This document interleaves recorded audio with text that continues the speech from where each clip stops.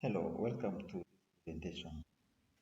This presentation is going to look at motivation, a key component of management in an organization. So, if you want to get the best out of your employees, make sure that they are motivated. And if you want to get the best out of the organization, you want your organization to perform very well, with the employees because the performance of the organization depends on the performance of its employees. Where the employees are not motivated, of course, the organization will be the one to suffer. So let us look at what motivation is. It's basically a force that compels us to act or to do what we're doing. That's the definition of motivation. A force what compels you to do whatever you're doing now. So it is the energy and determination that we put into our work and our lives. So motivation is not basically about work related. It can also be in our lives. For example, you are a student. You need to be motivated in order to perform. If you want to pass high, of course, you need an element of motivation.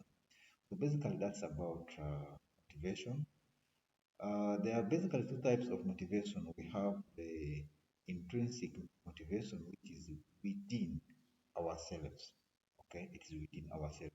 For example, you can decide to publish an article or write article because you love sharing ideas with the public. So it is within you. No one is forcing you to write an article. There is no external forces, but it comes within you because of your desire to share ideas with the public. Then we have the extrinsic motivation, which means it is an external force which makes us to, to act or to do what we want. For example, the desire to get money. That is external. Money is an element of external forces which makes us to work hard so that we can get money to pay our bill, etc. And also desire to get better grades in the context of academics. Okay, if you want to perform well, you want to get first class degree, means you have to be motivated to work in order to get that. So basically, that is the overview of motivation. Now let us look at the types of motivation details. The intrinsic motivation. This is motivation that comes within, such as the desire to learn, to create, or challenge oneself. You can set a challenge to yourself and then see how you can achieve it. So that's about self motivation. It's within you. No one is forcing you. It is you who wants it. It's you who want it. So the next one is intrinsic motivation. This is the motivation that comes from outside of oneself, such as rewards, punishments, or social approval. So in talk of rewards can be explained in terms of money. If you are working in an organization, of course, by the end of the month, you expect to be paid. Or even punishment, if you know that you're going to be punished, there's a way it influences your behaviors. So when we were in secondary school, you if you come late to class, you will be punished. So what's going to motivate you to wake up early or to go to class is the punishment. You're trying to avoid the punishment so that you become early in class. You become early in class to avoid the punishment. So these are some of the basic examples of motivation you need to know. Now let us look at how to increase motivation. Number one is you need to set clear and achievable goals. If you want to have a better grade, you need to state it clearly and then it has to be achievable. You cannot set a goal of getting, let me say, 100%. That one seems to be uh, unrealistic. Yes, some people will think that it is easier to achieve that, but to me, you can't just get 100% unless you are the one who set the question for yourself. But if the question was set by someone, then do not expect to get 100%. 100%. At least you can talk of 90 something, 90 plus, but not 100%. So that's about setting clear and achievable. So at workplace, you can also set that you set a goal of things you can achieve. You don't need to set a goal of becoming the the owner of the business if you're working in a private company. Someone who has started his company and they become the owner of that company. That is unrealistic. The person will not allow you to take over from him. But you can have a goal of becoming a senior management or a senior employee of that particular company. So that's one achievable. So that is how you increase motivation. Number two is break down large goals into smaller, more manageable steps. So if your plan is to become a senior team or a senior member of the organization, you need to break down those plans so that you can manage them. For example, doing if performing the expectation when you're giving a task, make sure that you complete it in the time frame, etc. That one will contribute to overall goal of becoming the senior management team of the company where you are working. Then you reward yourself uh, for completing steps towards your goals. How do you reward yourself? By appreciating yourself, okay? By congratulating yourself. Even some of them, some of you can go for outing once you have that's what you intend to achieve for a party. In academic setting, if you have passed well, you can celebrate that by by by your fellow by inviting your fellow employee, I mean your fellow students, or even inviting your tutors to celebrate your success. So that is how you reward yourself. This will help you to stay motivated in the next goal you're going to have. The next one is you need to find a supportive community or mentor to help you stay motivated. Motivation is broad. You need to have people. You need to be in an environment which is supportive. If you're in an environment whereby people only see failures, people only see problems, then you will not do anything. So you need to move out of such environment.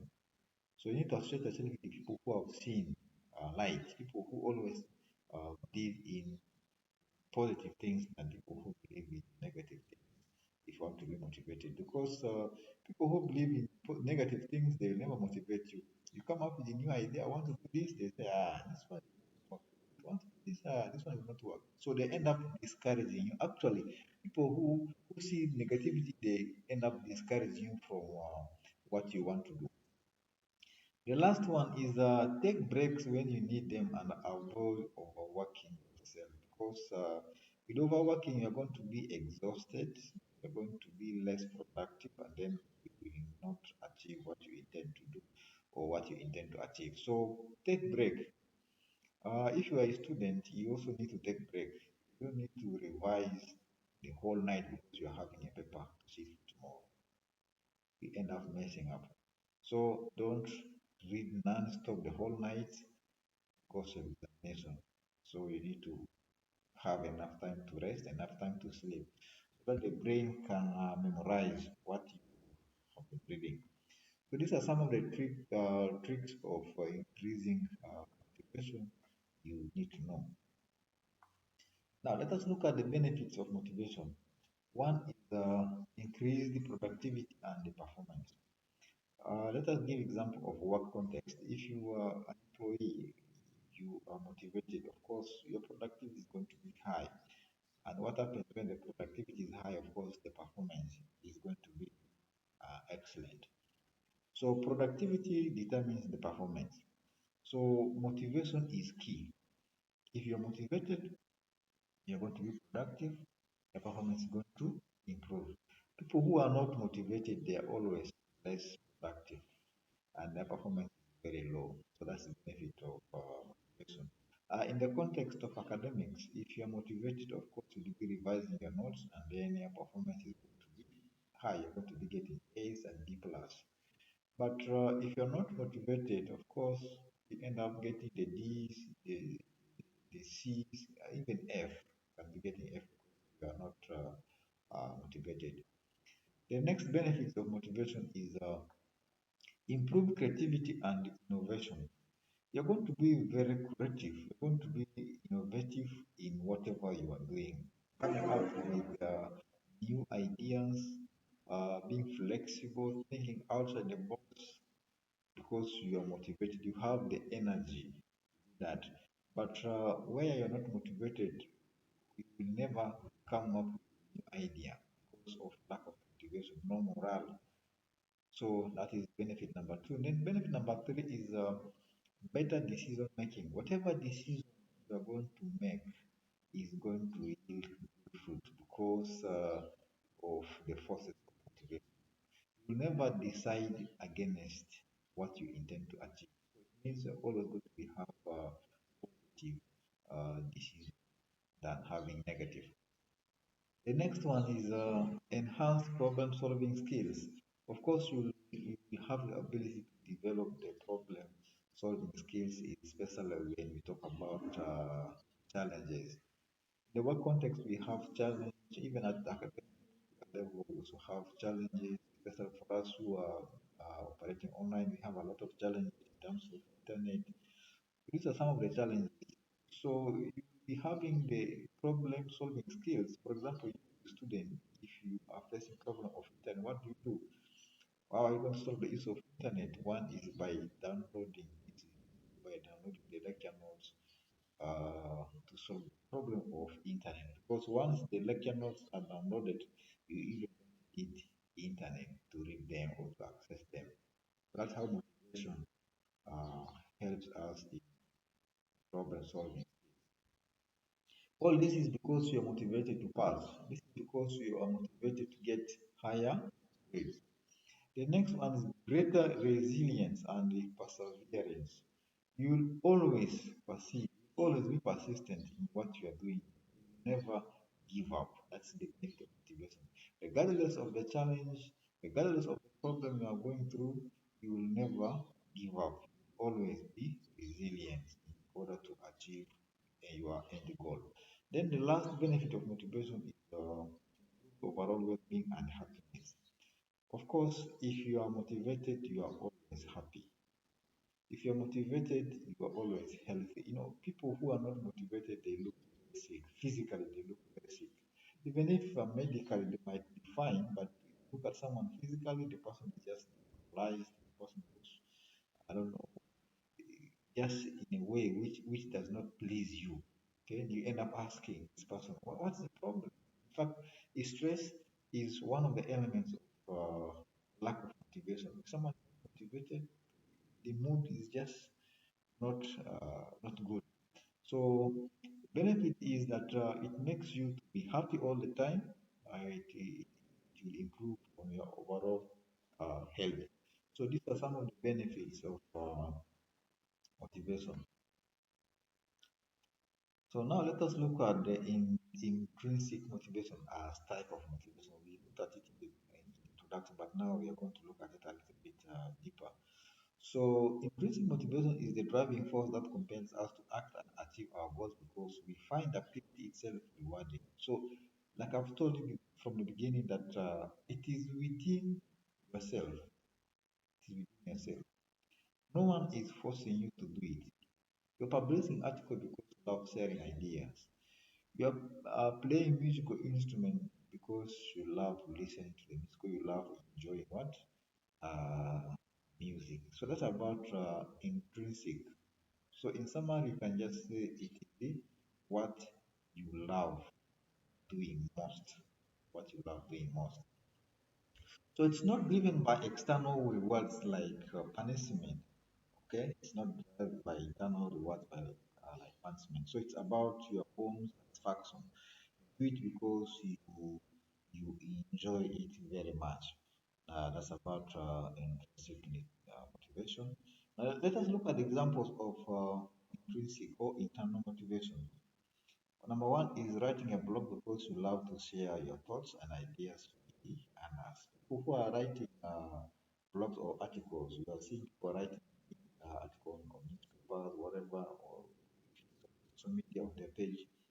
It's because they love sharing ideas with others. They want to know what you are going to say about it. Uh, then volunteering your time to cause that you care about. So we have people who work as a volunteers. Okay, those ones they are not motivated by money. In fact, in some organizations you find volunteers not paid. They love serving. Then learning a new skill because you find it stimulating and challenging, especially the rise of technology. You need to be updated. You need to learn new skills. So here you just feel like you want it. No one is forcing you to do it. It's not a requirement at workplace, but you just want to have the new skill. And the last one is spending time with loved ones because you enjoy their company. Okay, that one comes back to family matters now. You are the head of the family, known as the husband. Okay, if you spend time with your children, your wife, enjoy their company. I don't call it daddy, wife is enjoy it. So that is example of intrinsic motivation. Now let us look at extrinsic motivation. Extrinsic is the opposite of intrinsic. So the extrinsic, it's all about external forces, like I've told you from the beginning, that the forces which is external compel us to act, to work. If you want to avoid punishment, of course you have to come to class earlier. Also, we talk about things to do with the money or salary. You want to work because there is a pressure to pay tuition, there is a pressure to pay rent. Then grades for the students, you need to get A's or B plus. So that is motivation. So whatever you are doing is because you want to get those kind of rewards. So the rewards are categorized into two. Tangible, the tangible is the money, prize, or grades. Then the intangible is the praise or recognition of the status. Okay, you work hard because you want to be praised in the community, you want to be praised in the organization, or you want to be recognized. Okay, you want to have that high status in the community. That's why uh, working hard. So the under intangible one is people to work extremely hard. Now let us look at examples of extrinsic motivation. Number one is studying for a test because you want to get a good grade. Okay? You want to get an A. It means you're going to study hard. You're going to read thoroughly in order to get an A. People who normally get an A, get B plus, they read. It doesn't come by accident or coincidence. There's no coincidence. They read hard. Going to work because you need money to pay your bills. Okay, this is about employment now. You are employed because you have bills to take care of, you have utilities to pay. You have children who are going to school, you need to pay rent, you need to develop yourself, etc. That's what is forcing you to work. Otherwise, without work, you will not get money. Okay, there are people who don't want to work, but they end up getting money in bad ways through stealing, uh, robbing, things like that. It's not good. Then exercising because you want to lose weight and look good. This is external because of your look. Okay, you're maybe overweight, you want to reduce. What is forcing you to do exercise is because of having too much weight. It becomes an external factor. So these are some of the examples of extrinsic motivation. Now let us look at the drawbacks of extrinsic motivation. It can lead to people focusing on the external rewards rather than internal satisfaction. You are doing whatever you are doing is because you just want money. You might not be loving the job you are doing, but what is making you to do the work is because you need the money. That's the disadvantage or drawback for external or extrinsic motivation. Number two is it can lead to people cheating or taking shortcuts in order to get their rewards. Let us begin with the academics. You'll be involved in exam malpractices because you want to get a better grade. Okay. At work context, you will be involved in giving bribes. Okay. If you are the manager, you accepting bribes from your employees because you want to promote one of them. So these are some of the disadvantages of extrinsic motivation. Okay. You want to be promoted, you want to become the senior manager in the organization, you end up bribing people, they are manipulating the system so that you can get the favor. The last one is it can decrease motivation once the external rewards are no longer available. That is correct. The money is no longer there, you are not motivated. Okay, you are not going to be recognized in the community, no motivation. But with the intrinsic motivation, it's all about what you love. You don't care of the outcome, whether the money is there, but it's what you love. But here, it's the opposite. So, no money, no motivation. No better grades, no motivation. So, these are some of the drawbacks of motivation. Now, let us look at the theories of motivation. We basically have two types of theories. One is content theory, which focus on and motivates that drive people. Okay, what drives you, what you call the content theory. Then we have process theory. So the process theories focus on how people are motivated and what factors influence their behavior, or what factors influence what motivates them. So basically, these are the two types of theories of motivation: the content theory and the process theory. So we're going to look at each one of them in details. Beginning with the content theories of motivation. Number one is the Maslow's hierarchy of needs. So Maslow's hierarchy of needs is theory of human motivation that suggests that people are motivated to fulfill certain needs in a specific order. The needs are physiological needs, safety needs, love and belonging needs, and self-actualization. So according to Abraham Maslow, people are motivated because of these factors he has mentioned here. Physiological needs. Okay. Under physiological needs, he is talking about basic needs. Once you are satisfied, you're no longer motivated. That's according to Abraham Maslow. You are no longer satisfied if you have achieved past needs. Then the next one is safety. We're talking about maybe security. If that one is achieved, it's no longer a problem. Then you go to love and belonging. When talk of love and belonging, we are talking about leave alone the intimacy. Okay, the intimacy. There is a love at workplace whereby you feel the work environment is good. When you come at work, everyone is you're welcome, sir, you're welcome. But you're working in an environment whereby even if you greet, no one is responding to you. Okay, when you count people leaving, it means you are not loved in that organization. You are not going to be motivated. So basically, that's about Maslow's hierarchy of needs as far as motivation is concerned. The next one now is Hasberg's two-factor theory. Frederick Hasberg's two-factor theory is a theory of work motivation that suggests that there are two types of factors that influence motivation. He categorizes them into two. One is the hygiene factors.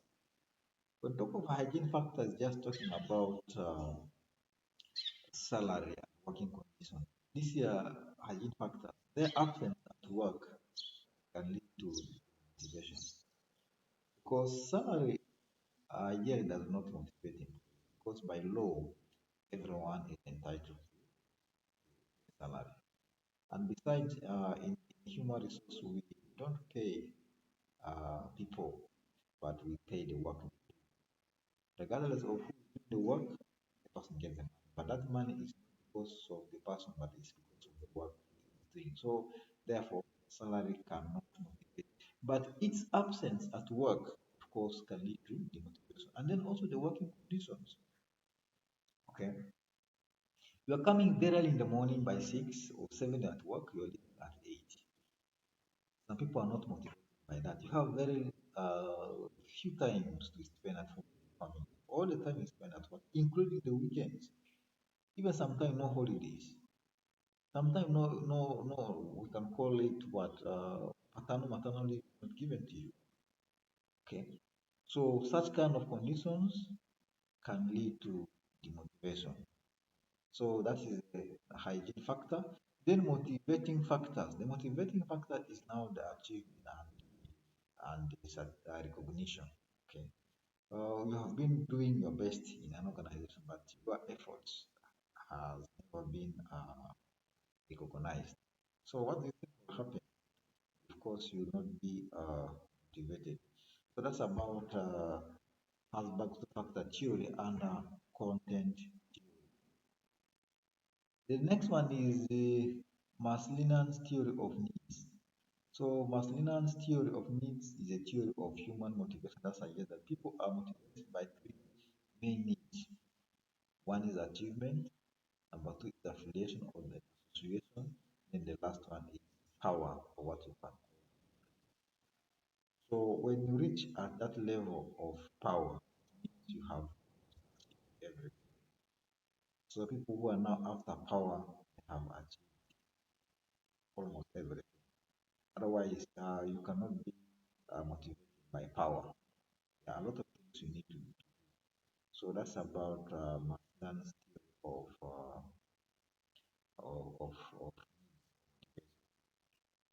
now let us look at the process theories of motivation. We've been looking at content theory. Now this is the process theory. One is the expectancy theory. Expectancy theory is a theory of motivation that suggests that people are motivated to perform a task when they believe that they are capable of performing the task. Okay. If you know that you can do the work, then you feel motivated. But where you feel like you are not do the work, or you don't have the capacity to do the work, of course, you're not being motivated. Even if the work was given to you, try to do it, but not out of love, just because you've been given the task. So the task will be to design outcomes, what is called valence, and then that the effect they put into the task will be rewarded. That's what we call now the value. So that effort you're putting in the work will turn into reward, which can be the salary, which can be the grade for the student, or which can be the whatever you seek. So that's about the process theory. Basically, about if you believe you can do task. Number two is equity theory. Equity theory is a theory of motivation that suggests that people are motivated to maintain equity or fairness. Where you feel that you are not fairly treated, where you feel that your colleagues are getting better pay than you, yet you do the same work, of course, you are not motivated. The motivation is because of fairness, the salary, administration, fairness in the training programs available, fairness, promotion, etc. So it's basically treating employees equally, which can motivate them to work. The next one under system theory is the goal setting theory. The goal setting theory is a theory of motivation that suggests that people are motivated to achieve specific, measurable, achievable, and relevant and time-bound goals. So you have a goal to achieve, motivated to work because at the end of it all, you want to achieve your target. But if you don't have any goal to achieve, if you don't have any target, of course, it means there is no element of motivation. What are you motivated to achieve if you don't have any goal? So that's about the process. The process, yes, theory of motivation, goal setting. So it's basically you setting goals for yourself and then work hard to achieve your goal. So basically, that's what I had for you in this presentation. Thank you so much for watching.